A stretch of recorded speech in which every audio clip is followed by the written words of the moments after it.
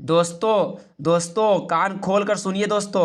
95, 96, 97, 98, 99, 100 आपको नंबर ले आना है नंबर जो हिंदी में 95, 96, 97, 98, 99, 100 आपको हिंदी में नंबर उठाना है। तो ये वीडियो को शुरू से लेकर अंत तक देखिए दोस्तों, कैसे आपको लिखना है, कैसे आपको क्या करना है क्या नहीं करना है, हेडिंग कैसे डालना है, कैसे क्वेश्चन लिखना है कैसे नहीं लिखना है, मैं पूरी आज मैं जानकारी आपको बताने के लिए जा रहा हूँ। मेरे पास है एक जो है पेपर है 2023 का, जो है समान हिंदी का क्लास 12 वालों के लिए एक पेपर है और कॉपियाँ। ठीक है, कॉपी ये पूरा मैं हल मतलब कि सॉल्व कर दिया हूँ, जो है पूरे क्वेश्चन का जवाब मैंने जो है, ठीक है, हिंदी का जो है ये दोस्तों 2000 देखिए 2023 का जो है समान हिंदी है, पूरा सॉल्व में किया हूँ। आइए देखते हैं, शुरू करते हैं। आपका सबसे पहले अनुक्रमांक दिया रहेगा, अनुक्रमांक आपको देखकर अच्छे से बकायदे डालना है। उसके बाद नाम लिखना है, ठीक है। उसके बाद यहाँ पर पढ़ना है। आपका समय, आपका जो है टाइम दिया रहेगा 3 घंटे 15 मिनट आपको समय दिया रहेगा आपको क्वेश्चन का जो है जवाब देने के लिए, ठीक है, लिखने के लिए। निर्देश में पढ़ना है। पहला आपका निर्देश है, प्रारंभ के 15 मिनट परीक्षार्थियों को प्रश्न पत्र पढ़ने के लिए निर्धारित है। 15 मिनट आप पढ़ सकते हैं, कौन कौन सा क्वेश्चन आया कौन कौन सा नहीं आया है सब ये पढ़ सकते हैं, ठीक है। उसके बाद जो है दूसरा है, इस प्रश्न पत्र में 2 खंड है, ठीक है, खंड क है और खंड ख है जो है दोस्तों। दोनों खंडों के सही प्रश्नों के उत्तर देना अनिवार्य है और सभी प्रश्नों के उत्तर आपको देना अनिवार्य है दोस्तों। पूर्णांक आपका 100 नंबर है, कितना है 100 नंबर दोस्तों है। चलिए अब आपको खंड का क्या है, खंड का देख लीजिए।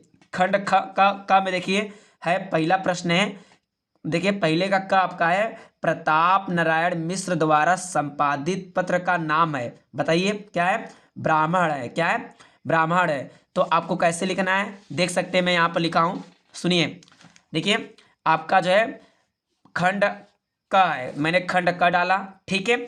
उसके बाद क्या कहा गया है, देखिए उसके बाद क्या कहा गया है, पहला का जो है आपका क्या है, ब्राह्मण है, ठीक है। तो मैंने पहला का ब्राह्मण आपका सही है, तो मैंने यहाँ पर देख सकते हैं पहला का जो है आपका कौन सा सही है, दूसरा वाला सही है, तो मैंने ब्राह्मण यहाँ आपको जो है लिखा जो है, ठीक है। ऐसे करना है, खंड क डालना है, प्रश्न उत्तर नंबर पहला, ठीक है। पहले का जो है यहाँ पर का जो है आपका दूसरा सही है, तो दूसरा करना है, ठीक है। अब चलते हैं ख में। अब देखिए अब आपका ख आ गया, ठीक है। अब ख में क्या है, ये देखिए ख में यहाँ पर देख सकते हैं आप लोग, आपका ख में है, बाण भट्ट की आत्मकथा के लेखक है, कौन है बाण भट्ट की आत्मकथा के लेखक, डॉक्टर हजारी प्रसाद द्विवेदी हैं। तो ख का आपका पहला सही है, तो यहाँ पर ख का आपका पहला सही है, तो ख का आपको पहला यहाँ पर सही है, यहाँ पर ऐसे आपको लिखना है, डॉक्टर हजारी प्रसाद द्विवेदी जो है, ठीक है। चलिए देखते हैं अब ग। अब ग नंबर क्या है, अशोक के फूल किस विधा की रचना है, किस विधा की रचना है अशोक के फूल जो है, बताइए आपका, बताइए। चौथा आपका है, कौन सा सही है, चौथा। ग का जो है आपका चौथा सही है ना, निबंध। तो यहाँ पर आपका ग का देख लीजिए, चौथा डालवाया हूँ, देख लीजिए निबंध जो है, क्या है, निबंध है दोस्तों जो है, ठीक है। अब चलते हैं घ देखते हैं। भारत दुर्दशा नाटक के रचनाकार हैं, कौन है, भारतेंदु हरिश्चंद्र है। तो घ का आपका पहला सही है, कौन सा सही है, देख लीजिए यहाँ पर घ का आपका पहला सही है, आपको ऐसे लिखना है, ठीक है दोस्तों, ऐसे ही करना है। चलिए अब देखते हैं अंक का, देखिए इनमें से गद्य की किस विधा में काल्पनिक प्रसंगों का स्थान नहीं है, आत्मकथा किसके स्थान नहीं है, आत्मकथा की जो है। तो आपका अंग का चौथा सही है, तो यहाँ पर आपको अंग का चौथा आपको यहाँ लिखा गया है, ठीक है, ये आपका। चलिए अब दूसरा का देखिए, दूसरा का आपका हिंदी साहित्य के आधुनिक काल की रचना है, रामचंद्रिका है, कौन सा सही है, तीसरा आपका सही है, ठीक है। तो आपका दूसरे का तीसरा सही है, तो दूसरे का जो है प्रश्नोत्तर नंबर दूसरा, दूसरे का जो है आपका तीसरा यहाँ पर सही है, ठीक है। मैं ऐसे आंसर आपको लिखना है बस। अब ख वाला क्या है, हरिऔध का पूरा नाम है, बताइए। अयोध्या सिंह उपाध्याय हरिऔध है, ठीक है। तो आपका कौन सा सही है, ख का जो है आपका चौथा सही है, तो यहाँ पर ख का आपको चौथा आपको यहाँ पर डाल देना है ऐसे, ठीक है। चलिए ग आप देखिए, छायावाद की मुख्य विशेषता है, बताइए, प्रकृति चित्रण है। आपका दूसरे का ग का जो है पहला आपका सही है, तो देख सकते हैं प्रश्नोत्तर नंबर दूसरा का ग का जो है पहला आपका प्रकृति चित्र आपका ये सही है, ठीक है। चलिए घ देखते हैं। घ आपका क्या है, प्रकृति का सुकुमार कवि कहाँ कहाँ गया है, कहा गया, बताइए कहा गया। तो आपका कौन सही है, रामधारी सिंह दिनकर को। किसको कहा गया है, रामधारी सिंह दिनकर को। तो दूसरे का घ का जो है पहला आपका सही है। ऐसे आंसर ही लिखना है आपको जो है। देखिए अंग का देखिए तार सप्तक के संपादक है सच्चिदानंद हीरानंद वात्स्यायन अज्ञे जी हैं। ठीक है, तो आपका दूसरा का जो है अंग का जो है दूसरा सही है, देख सकते हैं दूसरा का जो है अंग का दूसरा आपका सही है दोस्तों। ठीक है, चलिए देखते हैं तीसरा क्वेश्चन। अब आप जो है तीसरा क्वेश्चन खोलते हैं। ठीक है, चलिए देखते हैं तीसरा क्वेश्चन। ये आपका तीसरा क्वेश्चन आपको ऐसे ही करके लिखना है। ठीक है दोस्तों, चलिए आपका तीसरा क्या है, तीसरा है आपका जो है दिए गए गद्यांशों पर आधारित निम्नलिखित प्रश्नों के उत्तर दीजिए। यदि यह नवीनीकरण सिर्फ कुछ पंडितों की व आचार्यों की दिमागी कसरत ही बनी रहे तो भाषा गतिशील नहीं होती। ठीक है, देख सकते हैं आपका अंडरलाइन दिया गया है। ठीक है, आपको क्या कहा गया है, गद्यांश आधारित निम्नलिखित प्रश्नों को उत्तर दीजिए। पहले आपको देखना है का आपका इसमें प्रश्न क्या लिखना है, उपर्युक्त गद्यांशों के पाठ और लेखक का नाम लिखना है। पहले इस प्रश्न का आपको जो है जवाब देना है, गद्यांश के पाठ का नाम लिखना है और लेखक का नाम लिखना है। ठीक है, चलिए देखते हैं तीसरा का आपका क्या लिखा है आंसर, देखते हैं।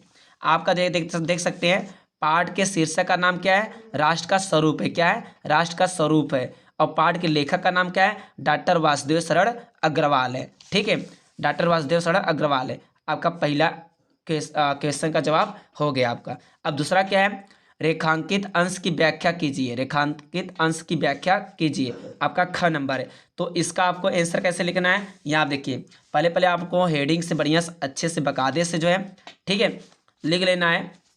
हेडिंग से बकायदे से आपको अच्छे बकायदे से जो है लिख लेना है कि रेखांकित अंश की व्याख्या जो है। ठीक है, यहाँ पर ख नंबर तो लिख रहा है, जब तक किसी भूभाग पर निवास स्वयं को उस भूमि का पुत्र नहीं मानते तब तक उसमें राष्ट्रीयता की भावना उत्पन्न नहीं हो सकती है। जब हम पृथ्वी को अपनी माता के रूप में अनुभव करने लगते हैं तभी हमारे हृदय में ऐसे भाव जन्म लेते हैं जिनके आधार पर राष्ट्र का निर्माण करने की इच्छा उत्पन्न होती है। दोस्तों जो है ये आपका जो है, ठीक है, ख का आपका जो है ये रेखांकित अंश की व्याख्या आपका हो गया दोस्तों जो है।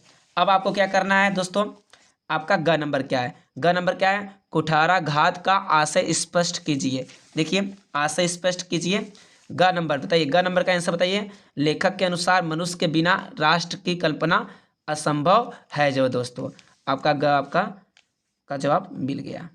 अब घ नंबर देखिए, भाषा का सीधा संबंध किससे है, बताइए सीधा संबंध किससे है। देख सकते हैं पृथ्वी और जन दोनों मिलकर राष्ट्र की स्वरूप की रचना करते हैं जो है दोस्तों। चलिए अंग देखते हैं, लेखक के अनुसार नए शब्दों के प्रयोग न किए जाने पर क्या परिणाम होगा जो है। देखते हैं अंग, देखिए अंग यहाँ पर है, देख सकते हैं पृथ्वी पर जन का निवास होने पर वह मातृभूमि की संज्ञा प्राप्त करती है जो दोस्तों। ऐसे करके आपको लिखना है दोस्तों। ठीक है, चलिए देखते हैं अब अगला क्वेश्चन। अब अगला क्वेश्चन आपको क्या कहा गया है, प्रश्न उत्तर नंबर चौथा, देख सकते हैं प्रश्न उत्तर नंबर चौथा जो है। अब प्रश्न उत्तर नंबर चौथा आपका क्या है, चलिए देखते हैं चौथा, देख सकते हैं आपका चौथा क्या है, निम्नलिखित पद्यांश पर आधारित प्रश्नों के उत्तर लिखिए। निम्नलिखित पद्यांश जो है आधारित प्रश्न उत्तर नंबर जो है लिखिए। तो आपको लज्जाशील पथिक महिला जो कहीं दृष्टि आए होने देना विकृत वसना तो न तू सुंदरी को जो थोड़ी सी श्रमित वह हो गोद ले श्रांति खोना ओठों की और कमल मुख की म्लानताएं मिटाना जाए। ठीक है, म्लानताएं मिटाना। तो आपका कोई क्लांता कृषि लन्ना खेत में जो दिखावे धीरे धीरे परम उसके क्लांतियों को मिटाना। इसका जो है अंडरलाइन जहाँ दिया गया है इसका आपको करना है। ठीक है, प्रश्नों को उत्तर देना है। तो देखिए पहला आपका प्रश्न क्या है, उपर्युक्त कविता का शीर्षक और कवि का नाम लिखना है। कवि का नाम क्या है आपका, देख सकते हैं प्रश्न उत्तर नंबर चौथा का आपका जो है। तो आपका क्या है, पाठ के शीर्षक का नाम है पवन दूतिका है। ठीक है, पाठ के लेखक का नाम है अयोध्या सिंह उपाध्याय हरिओं नाम है। ठीक है, चलिए अब आगे देखते हैं क्या है आपका। आगे है रेखांकी अंश की व्याख्या करना है। कोई क्लांता कृषि लन्ना खेत में जो दिखावे धीरे धीरे परस उसकी क्रांतियों को मिटाना जो है। ठीक है, ये दिया गया है। तो ये आपको दिया गया रेखांकी अंश की व्याख्या आपको कर लिखना है। ठीक है, ऐसे हे पवन यदि तुझे मार्ग में कोई लाजवंती स्त्री दिखाई पड़े तो इतने वेग से न बहना कि उसके वस्त्र उड़कर अस्त व्यस्त हो जाए, ठीक, वस्त हो जाए और उसका शरीर उखड़ जाए। हे पवन दूत का, यदि खेत पर कोई थकी हुई किसान स्त्री दिखाई दे तो धीरे धीरे उसको स्पर्श कर उसकी संपूर्ण थकावट को दूर कर देना। दोस्तों, ये आपका रेखांकी अंश की व्याख्या है। अब अगला क्वेश्चन क्या है? ग नंबर है उपरी पद्यांश किस महाकाव्य का अंश है? बताइए किस महाकाव्य का अंश है? देख सकते हैं, अयोध्या सिंह उपाध्याय हरियो द्वारा रचित पवन दूती का कविता से उद्धृत है जो है ग।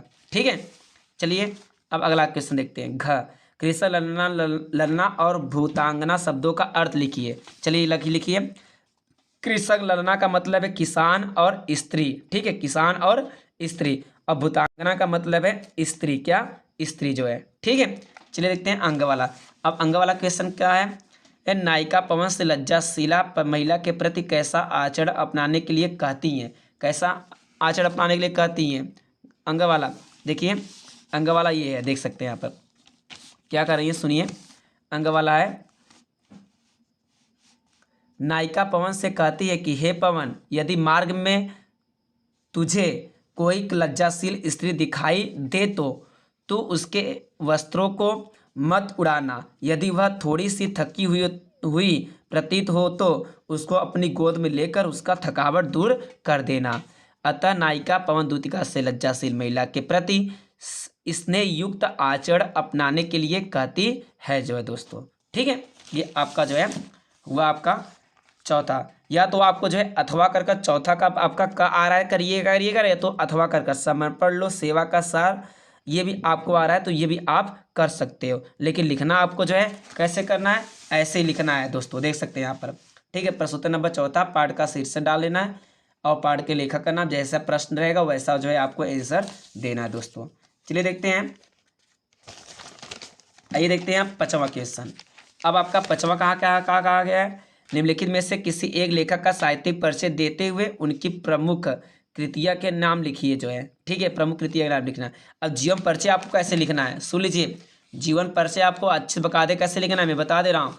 आपका जो है डॉक्टर हजारी प्रसाद द्विवेदी दिया गया है, वासुदेव सड़क अग्रवाल दिया गया है, देखिए प्रोफेसर जी सुंदर रेड्डी दिया गया है। ठीक है, तो ये आपको तीनों में से एक का जो है आपको साहित्यिक परिचय देते हुए उनकी कृतियाँ भी जो है लिखना पड़ेगा। तो आपको कैसे जो भी आ रहा होगा वही लिखिएगा। ठीक है, चलिए अब आपको जो है इसमें से वासुदेव सड़क अग्रवाल, ठीक है, मान लो ये वासुदेव सड़क अग्रवाल आ रहा है तो हेडिंग कैसे डालना है सुनिएगा। आपको डालना है वासुदेव सड़क अग्रवाल, ठीक है, ऐसे आपको करना है। उसके बाद क्या करना है, जन्म लिखना है 7 अगस्त 1904 ईस्वी में हुआ था। ठीक है, जन्म स्थान मेरठ खेड़ा ग्राम में हुआ था। देखिए उपाधि PhD लीड की परीक्षा की थी जो है। ठीक है, प्रमुख रचनाएं पृथ्वी पुत्र, भारत की एकता, कल्पवृक्ष जो है। मृत्यु 27 जुलाई 1967 ईस्वी जो है। यहाँ पर जो है टाइटल में इसको अच्छे बकायदे से लिखना है। ठीक है, उसके बाद क्या करना है, जीवन परिचय डाल लेना है। ठीक है, अब आपको जीवन परिचय डाल कैसे लिखना है सुनिएगा अच्छे बकायदे से। देखिए जीवन परिचय डाल चुके हैं। ठीक है, डॉक्टर अग्रवाल का जन्म जो है सन 1904 ईस्वी में मेरठ जनपद के खेड़ा ग्राम में हुआ था। इनके माता पिता लखनऊ में रहते थे, अतः इनका बचपन लखनऊ में व्यतीत हुआ और यहीं इनकी प्रारंभिक शिक्षा भी हुई। इन्होंने काशी हिंदू विश्वविद्यालय से MA तथा लखनऊ विश्वविद्यालय से पाणिनिकालीन भारत नामक शोध प्रबंध पर D.Litt की उपाधि प्राप्त की। डॉक्टर अग्रवाल ने पाली संस्कृति एवं अंग्रेजी भाषाओं, ठीक है, भाषाओं, भारतीय संस्कृति और पुरातत्व का गहन अध्ययन करके उच्च कोटि के विद्वान के रूप में प्रसिद्धि प्राप्त की। भारतीय संस्कृति और महान पंडित एवं साहित्यकार सन 1967 ईस्वी में परलोक सिधार गए, अर्थात इनकी मृत्यु हो गई जो है दोस्तों। ठीक है, अब उसके बाद क्या कहा गया था, रचनाएं लिखने के लिए। तो आप रचनाएं क्या करना है, कैसे लिखना है, रचनाएं आपको हेडिंग डालना है। रचनाएं, इनकी प्रमुख रचनाएं का विवरण निम्नवत है। पृथ्वी पुत्र, कल्पलता, कल्पवृक्ष, भारत की एकता आदि जो दोस्तों। साहित्यिक में स्थान पूछा गया तो साहित्यिक स्थान में लिख लीजिएगा। भारतीय संस्कृति और पुरातत्व के विद्वान डॉक्टर वासुदेव शरण अग्रवाल का निबंध संग्रह अत्यधिक महत्वपूर्ण है। विचार प्रधान निबंधों के क्षेत्र में इनका योगदान सर्वप्रथम है। जो दोस्तों ऐसे आपको लिखना है, ठीक है। ऐसे आपको जीवन परिचय अच्छे बकायदे से आपको लिखना है। अब अगला क्या कहा गया है, ख नंबर। अब ख नंबर भी, चलिए पांचवा का ख देखते हैं। पांचवा ख क्या है, निम्नलिखित में से किसी एक का भी साहित्यिक परिचय देते हुए उनकी प्रमुख रचनाओं का उल्लेख कीजिए। मान लीजिए इसमें तीनों में से आपको मैथिली शरण गुप्त जी का आ रहा है, तो मैथिली शरण गुप्त का क्या लिखना है, देख सकते हैं ऐसे लिखना है आपको जो है, ठीक है, ऐसे लिखना है। मैथिली शरण गुप्त हेडी डाल लेना है अच्छे से साफ सुथरा। जन्म, जन्म स्थान, पिता का नाम, माता का नाम, प्रमुख रचनाएं, मृत्यु जो है। उसके बाद जीवन परिचय डालना है यहाँ पर आपको, ठीक सकते हैं, देख लीजिए जीवन परिचय आपको डालना है, अच्छे से इसको लिखना है ऐसे जो है। मैं दे ले रहा हूँ, वीडियो लॉन्ग हो जाएगी इसलिए मैं दिखा दे रहा हूँ ऐसे आपको कैसे करना है, ठीक है। ऐसे करेंगे नंबर बढ़िया पाएंगे आप लोग जो है अच्छे बकायदे से, देख सकते हैं ऐसे ही, ठीक है। और आपको यहाँ पर इस साइड रचनाएं भी हैं, आपको रचनाएं भी ऐसे लिखना है, रचनाएं और साहित्य में स्थान जो है, ठीक है। चलिए अगला क्वेश्चन देखते हैं, आपका है छठवां। आपका छठवां क्या है, ध्रुव यात्रा अथवा पंचलाइट कहानी का सारांश अपने शब्दों में लिखिए। शब्द जो है 80 शब्दों को लिखना पड़ेगा। ध्रुव यात्रा या पंचलाइट जो भी आपको आता है सारांश इनका लिखना है। पंचलाइट आपको मान लीजिए आ रहा है तो पंचलाइट आपको डालना है हेडिंग, सारांश डालना है, उसके बाद यहाँ पर लिखना है पंचलाइट फरेश्वरनाथ रेणु जी की कहानी है। कहानी में बिहार के एक बिछड़े गांव के परिवेश का सुंदर चित्र प्रस्तुत किया गया है। महतो टोली में अशिक्षित लोग हैं, उन्होंने रामनवमी के मेले में से पेट्रोमैक्स खरीदा जिसे वे पंचलाइट कहते हैं। पंचलाइट को ये सीधे साधे लोग सम्मान की चीज़ समझते हैं। पंचलाइट को देखने के लिए टोली के सभी लोग, बालक, मर्द और औरतें इकट्ठे हो जाते हैं। सरदार अपनी पत्नी को आदेश देता है कि शुभ कार्य करने से पहले पूजा पाठ का प्रबंध कर ले, परंतु समस्या यह उठती है कि पंचलाइट जलाएगा कौन। सीधे साधे लोग पेट्रोमैक्स को जलाना भी नहीं जानते हैं, ठीक है। इस टोली में गोधन नाम का एक युवक है, वह गांव के एक मुनरी नामक युवती से प्रेम करता है। मुनरी की मां ने पंचों से गोधन की शिकायत की थी कि वह उसके घर के सामने से सिनेमा का गाना गाकर गुजरता है। इस कारण पंचों ने उसे जाति से निकाल रखा है जो है, ठीक है, निकाल रखा था जो है।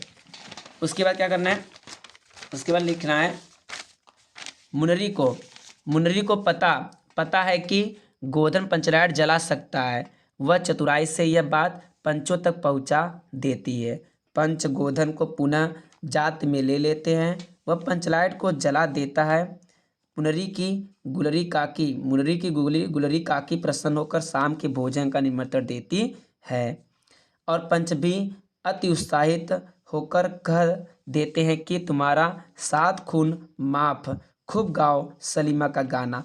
और पंचलाइट की रोशनी से लोग भजन कीर्तन करने लगते हैं, तो करते हैं, ठीक है। ये आपको पंचलाइट करना है। या तो आपको जो है बहादुर या तो आ रहा होगा वो लिख लीजिएगा, ठीक है।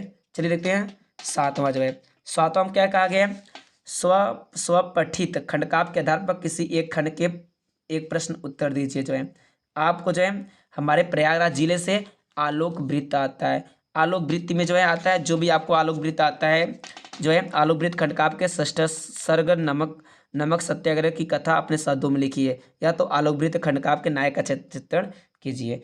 आपको जो भी आ रहा है उसको करिएगा, ठीक है।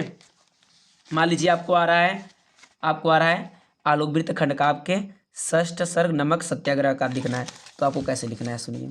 सातवां का लिखना है ये षष्ठ सर्ग नमक सत्याग्रह, ठीक है, ऐसे करना है, देख लीजिए। इस सर्ग में गांधी जी द्वारा चलाए गए नमक सत्याग्रह का वर्णन हुआ है। गांधी जी ने समुद्र तट बसे डांडी नामक स्थान की पैदल यात्रा 24 दिनों में पूरी की। नमक आंदोलन में हजारों लोगों को बंदी बनाया गया और उन्हें बहुत सताया गया। अंग्रेज सरकार ने लंदन में गोलमेज सम्मेलन बुलाया जिसमें गांधी जी को आमंत्रित किया गया। इसके परिणाम स्वरूप सन 1937 ईस्वी में प्रांतीय स्वराज की स्थापना हुई। इसके साथ ही षष्ठ सर्ग समाप्त हो जाता है जो है दोस्तों। ठीक है, आपको ऐसे लिखना है षष्ठ सर्ग जो है। ठीक है, अब इसके बाद क्या क्या आ गया क्वेश्चन देख सकते हैं। खंड ख आ गया। ठीक है दोस्तों, खंड ख का देखते हैं 8वां क। दिए गए संस्कृत गद्यांशों में किसी एक का संदर्भ हिंदी में अनुवाद कीजिए। ठीक है, आप ये भी देख सकते हैं, अस्य निर्माणाय या अयम जनाना धनम। तो इसमें से जो भी आपको आ रहा है इसको करिए, या तो अथवा का कर हंसराज आत्मनम चिंत रुचितम स्वामिकम आगत्य। जो भी इसमें से आ रहा है आपको ये भी आपको करना है, दोनों में से जो है एक करना है। कैसे करना है ये देख सकते हैं आप। खंड आपको ऐसे करना है, खंड ख डालना है, प्रश्नोत्तर नंबर 8वां क। संदर्भ लिखना है, प्रस्तुत गद्यांश हमारी पाठ्य पुस्तक संस्कृत के महामना मालवीय पाठ से उद्धृत लिया गया है। ठीक है, उसके बाद अनुवाद करना है। ठीक है, अनुवाद अच्छे बकायदे करना है। महामना विद्वान वक्ता धार्मिक नेता एवं कुशल पत्रकार थे, किंतु जनसेवा की ही इनका सर्वोच्च गुण था। ये जहाँ कहीं भी लोगों को दुखी और पीड़ित देखते वहाँ शीघ्र ही उपस्थित होकर सब प्रकार की सहायता करते थे। प्राणियों की सेवा ही इनका स्वभाव था। हाँ, आज हमारे बीच अनुपस्थित होकर भी महामना मालवीय अमूर्व, देखिए अमूर्व रूप जो है से अपने यश का प्रकाश बांटते हुए अंधकार में डूबे हुए लोगों को सम्मान दिखाते हुए स्थान स्थान पर जन जन में उपस्थित हैं जो दोस्तों। ये आपको आ रहा होगा तो ये कर दीजिएगा दोस्तों। ठीक है, चलिए देखते हैं अगला। अब क्या कहा गया है आपका जो है, अब देखिए 8वां का जो है आपको ख कहा गया है। 8वां ख आपका क्या करने के लिए कहा गया है, सुनिए अच्छे से बकायदे से। 8वां ख का दिए गए श्लोक में से किसी एक संदर्भ सहित अनुवाद कीजिए। ठीक है, आपको श्लोक दिया गया है, इसमें से दो में से जो है आपको एक श्लोक करना है, या तो ये करना है या तो ये करना है। ठीक है, अब श्लोक कैसे करना है मैं दिखा दे रहा हूँ आपको। श्लोक कैसे करना है, आपको जो भी आ रहा है दोनों में से जो भी आ रहा है आपको श्लोक जो है वही आपको करना है। ठीक है, वही आपको श्लोक करना है, उसके बाद छूना नहीं है, श्लोक आपको करना है। ये देख सकते हैं 8वां ख। 8वां ख में आपको जो है आपको जो भी श्लोक आ रहा है उसको करिएगा अच्छे बकायदे से। जैसे ये आ रहा है आपका जो है 8वां का ख आपको आ रहा है। ठीक है, ये देखिए, वज्राद्रपि कठोराणि मृदुन कुसुमादपि लोकांतराण चेतांसी को नु विज्ञातुर्महर्षि। इसमें जो भी आ रहा है आपको ये भी करना है। ऐसे ही आप देख सकते हैं, आप लिखा हूँ ऐसे ही आपको करना है 8वां ख। ठीक है, अच्छे देख सकते हैं यहाँ पर संदर्भ डालना है, अनुवाद डालना है। चलिए 9वां देखते हैं। 9वां क्या कहा गया है, 9वां कहा गया है निम्नलिखित मुहावरे और लोकोक्तियों में एक का संदर्भ मतलब एक का जो है अर्थ लिखकर अपने वाक्य में प्रयोग कीजिए। भीगी बिल्ली बनना, हाथ पीले करना, दूध का दूध और पानी का पानी करना, आँख का अंधा, नाम नयन सुख। जो है इसमें से जो है आपको एक का लिखकर जो है वाक्य प्रयोग करना है। जैसे मैं लिखा हूँ यहाँ पर देखिए, भीगी बिल्ली बनना। ठीक है, अर्थ आपका है भय से दबना। ठीक है, वाक्य प्रयोग करना है, सोनू अपने पिता के सामने भीगी बिल्ली बना रहता है जो है दोस्तों। ठीक है, चलिए देखते हैं 10वां आपका 10वां क्या है, आपका 10वां आपका है निम्नलिखित शब्दों में के संधि विच्छेद सही विकल्प का चयन कीजिए। रमेश का संधि विच्छेद है कौन सा, इसमें से आपका सही रहेगा, इसमें जो भी सही रहेगा। लेकिन 2024 में जो है 24 में इस बार हो सकता है संधि विच्छेद आपका क्वेश्चन आए। ठीक है, आएगा तो अच्छे बकायदे से आप लोग करिएगा। ठीक है, तो आपका रमेश का संधि विच्छेद क्या होगा देख सकते हैं, मैं यहाँ पर किया हूँ रमधन ईसा। रमधन ईसा द आपका आंसर सही है। ठीक है, उसी प्रकार देखिए इत्योक्तम का है। ठीक है, उभावपिक का है, तो यहाँ पर मैं ऐसे लिख दिया हूँ, ऐसे आपको लिखना है। ठीक है, अच्छे से। चलिए देखते हैं अब आगे 10वां ख। 10वां ख क्या आपका है देख सकते हैं, विभक्ति करने के लिए दिया गया है। तो आपको 10वां का ख का देख सकते हैं, विभक्ति आपको अच्छे से दिया गया है, देख सकते हैं।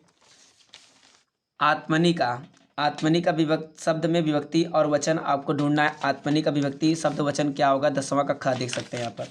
ठीक है, इसको भी आपको अच्छे बकायदे करना है। आपका जो भी रहेगा विभक्ति और ये सब जो है आपको अच्छे बकायदे कर लेना है। उसके बाद 10वां ख के लिए जो है आपको 10वां ख के लिए कहा गया है, दी गए निम्नलिखित विभक्ति वचन लिखिए, इसको भी करना है। ठीक है, अच्छे से। उसके बाद शुद्ध जो है, देखिए आपको जो है शुद्ध वाक्य बनाना है।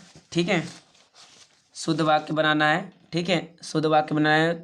प्रश्नोत्तर नंबर 11वां का जो है आपको शुद्ध, कृपया मेरे घर पधारिए, तुम्हें मन लगाकर पढ़ाई करनी चाहिए, शुद्ध बनाना है। ठीक है, अब देखते हैं 12वां का।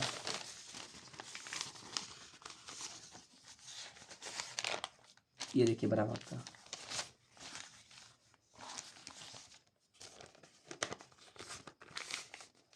ये है आपको 12वां का क्या कहा गया है, श्रृंगार रस अथवा करुण रस स्थायी भाव बताते उसका उदाहरण लिखिए। अब श्रृंगार रस, ये देखिए 12वां का श्रृंगार रस करना है। ठीक है, जब विभाव अनुभाव तथा संचारी भाव का संयोग होता है तो रति नामक स्थायी भाव से श्रृंगार रस की उत्पत्ति होती है। उदाहरण लिखना जरूरी है आपको। ठीक है, उदाहरण लिखना है। कहत नहत बिछत खिसत मिलन खिलत लजियायत भरे भवन में करत है नैनहु ही सौ बात।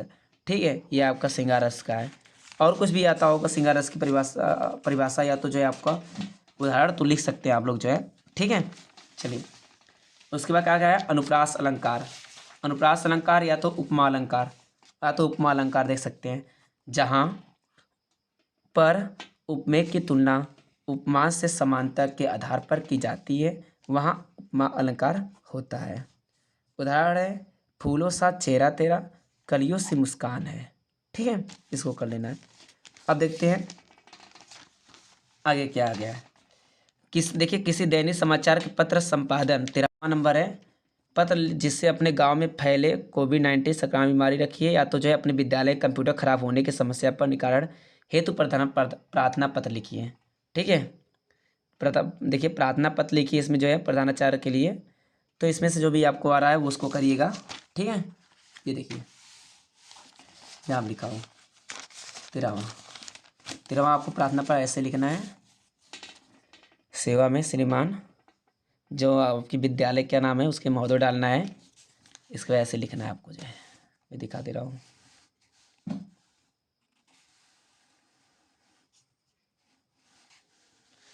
चलिए देखते हैं 14 नंबर। 14 नंबर है कि विषय में किसी एक भाषा शैली पर निबंध लिखिए। राष्ट्रमंडल खेल, या तो इंटरनेट की शैक्षिक उपयोगिता, मेरा प्रिय साहित्य का जलवायु परिवर्तन के कारण और परिणाम, भारत में कृषि क्रांति। या तो आपको इसको लिखना है, भारत में कृषि क्रांति। तो मैं दिखा दे रहा हूँ, बड़ी लंबी वीडियो हो जाएगी इसलिए मैं दिखा दे रहा हूँ, आपको ऐसे ही करना है।